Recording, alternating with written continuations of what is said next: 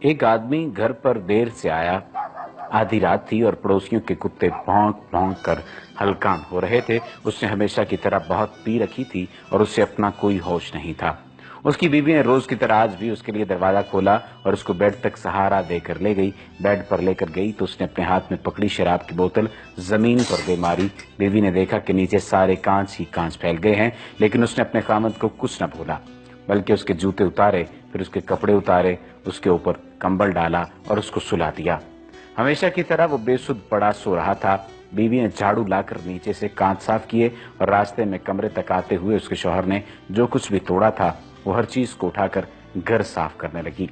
صبح جب اس کا شوہر اٹھا تو وہ دعا کرنے لگا کہ آج بیگم لڑائی نہ کرے، کیونکہ وہ ہر روز اتنی لڑائی کرتی تھی اپنے خاوند کے شراب پینے اور دیر سے گھر آنے پر اور سونے پر۔ سہاگا آج رات تو اس نے کتنے برتن اور شراب کی بوتل بھی توڑ دی تھی۔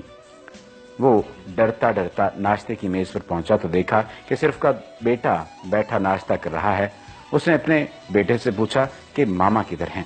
وہ بولا کہ وہ بازار گئی ہیں گروسری کے لیے اور جاتے وقت آپ کے لیے آپ کا پسندیدہ ناشتہ بنا گئی تھی اور آپ کے لیے اسٹیکی نوٹ چھوڑ گئی ہیں۔ اس نے حیرت سے اسٹیکی نوٹ پڑھا تو لکھا تھا، میری جان میں ابھی آدھے گھنٹے تک واپس آ رہی ہوں، آپ ناشتہ کریں، آپ کا پسندیدہ ناشتہ بنایا ہے۔ I really love you a lot۔ وہ حیران و پریشان تھا کہ یہ کیا ماجرا ہے، بیگم آج لڑ کیوں نہیں رہی اور اتنا پیار کیوں جتا رہی ہے۔ اس نے اپنے بیٹے سے پوچھا کہ تمہاری ماما کی طبیعت تو ٹھیک ہے، پاگل تو نہیں ہو گئی، میرے ساتھ اتنا اچھا سلوک کیوں کر رہی ہے؟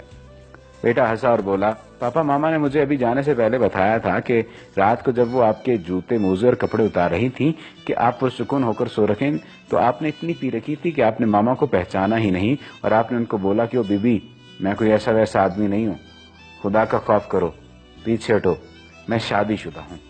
ماما آج صبح سے گانے گنگناتی پھر رہی تھیں۔ یہ سن کر باپ بھی ہنسنے لگ گیا اور ہنستا چلا گیا۔ بس ثابت ہوا کہ اگر آپ اپنے رشتے ٹھیک سے نبھائیں گے تو آپ کی چھوٹی غلطیاں معاف کی جا سکتی ہیں۔ آپ اپنی ترجیحات ٹھیک سے متعین کریں اور رشتوں کی قدر کریں۔ جب آپ کی ترجیحات کی درست تقرری ہوتی ہے تو آپ کی عادتیں خود بخود ٹھیک ہو جاتی ہیں اور آپ کے گھر والے آپ سے پیار کرنے لگتے ہیں اور آپ کی چھوٹی چھوٹی غلطیوں سے بھی پیار کرنے لگتے ہیں۔ پر یاد رہے، کسی بھی رشتے میں بے وفائی ناقابل معافی جرم ہے۔ یہ بھی یاد رکھیں کہ شراب پینا چھوٹا جرم نہیں ہے، شراب پینا جرم عظیم ہے، گناہ عظیم ہے، لیکن یہاں پر چونکہ رشتے کی حرمت کے حوالے سے بات ہو رہی تھی اس لیے اس ایک برائی کا ذکر کیا گیا۔ اللہ تعالی ہمیں رشتوں میں بے وفائی اور شراب دونوں سے بچائے۔